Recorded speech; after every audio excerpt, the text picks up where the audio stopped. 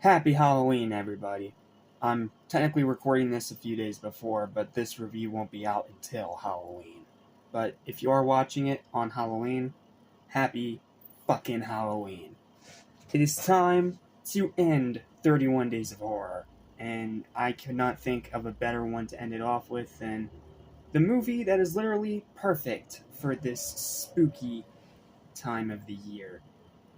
And honestly, I couldn't think of a better movie to close this out because I've already been talking about a couple cheesy B movies lately, so fuck it. This is how we're going to be ending 31 Days of Horror for 2024. As you can see, I got my psycho attire out because my actual Halloween costumes are packed for a trip, so please forgive the impromptu costume, and I can only hope that you still enjoy the video. So, what's up? What's happening? What's going on, everybody? Welcome back to Amy's Station, which is your favorite thing in Ammunition, including TV and movies. I'm your host, Jason Small.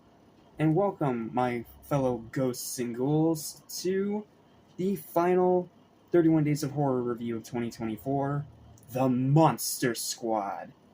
A fun, cheesy little B movie from the 80s.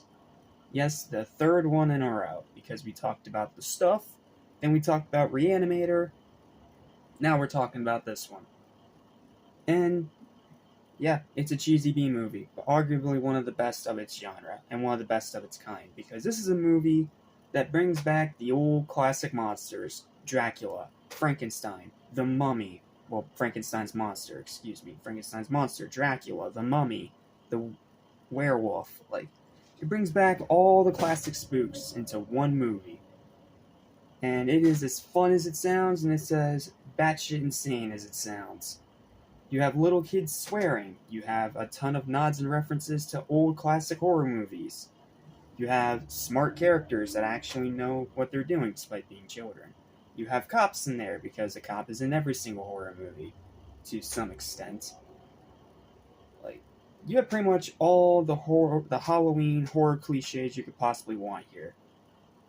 And it's all topped off with some amazing practical effects at its time, some of the most hilarious and quotable dialogue you will hear ever come out of the 80s.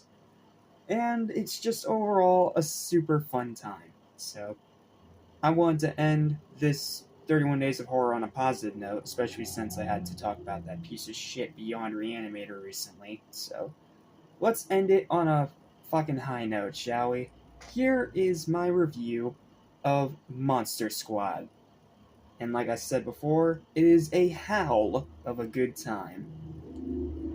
Time to end this year's 31 Days of Horror on a high note, and honestly I couldn't think of a more fitting conclusion than this amazing gem from the 80s that is thankfully now getting its well-deserved recognition and praise almost 30 years later. Monster Squad. Yes, it is another cheesy B movie that you kinda have to buy into or you're gonna have a rough time. But once you get around that one aspect, the rest of the movie is just an absolute blast from start to finish. Good acting, surprisingly original storytelling with nostalgically familiar aspects and templates, great runtime, some of the most quotable and hilarious dialogue in any horror movie period. Wolfman's got nards, need I say more? Great practical effects, surprisingly great gore, you get to see a werewolf get blown to fucking shitterines. It's as amazing as it sounds. Fast pace, a ton of Easter eggs and nods to the classic Universal monsters. Very likable characters, decent music, solid villain.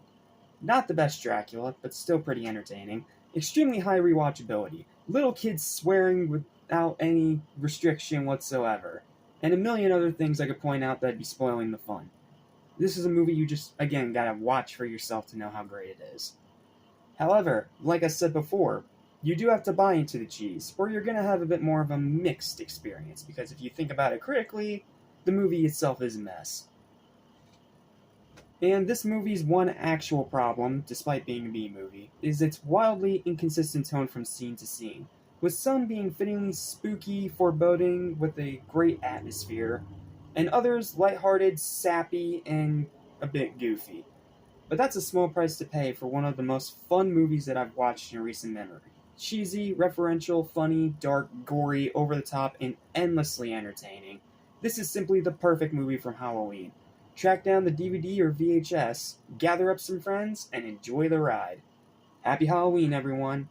Final verdict is a 9 out of 10 for the Monster Squad. Check it out on DVD, check it out on Blu-ray, check it out on VHS, check it out however the fuck you watch movies, because this is one you simply cannot miss.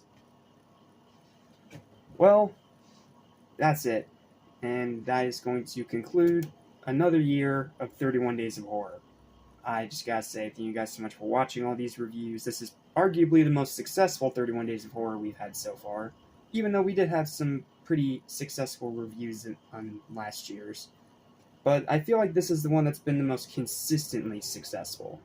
You guys have been leaving your thoughts in the comments section, you guys have been giving likes, you guys have been just so supportive of me doing this little marathon on top of the other marathon.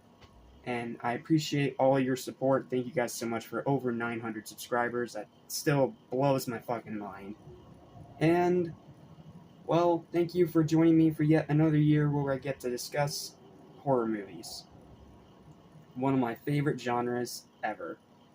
So, with all that said, and with the glare ruining my fucking shot, because of course it is, thank you guys so much for watching. Please like, share, and subscribe for more videos like this almost every single day.